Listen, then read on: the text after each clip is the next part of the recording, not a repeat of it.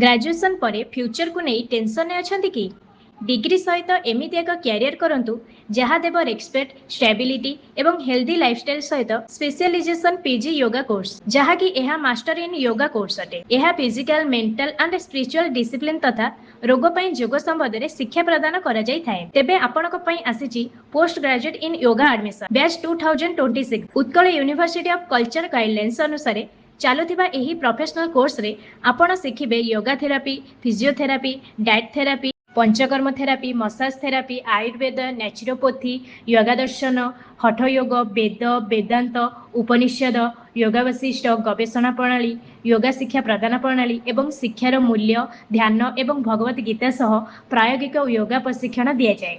जेकोसी stream graduate student एठारे admission नहीं yoga field रे निज कैरियर बिल्ड करि परिबे। आजिर समय रे government hospital, government medical college, university, central school college, wellness centre, fitness industry एवं प्रोफेशनल ट्रेनिंग फील्ड रे योगा प्रोफेशनल का डिमांड बहुत तेज रे बढ़ुची। एक्सपीरियंस फैसिलिटी डिसिप्लिन इन्वायरमेंट एवं क्वालिटी एजुकेशन आपनक लर्निंग जर्नी को करिदेब आउ स्ट्रांग एवं career focus. Limited seat available थिबारु आज ही एडमिशन प्रोसेस कंप्लीट करो। Ratna yoga academy PG department of yoga Gopalpur Cuttack 11 6371950839 learn yoga build future.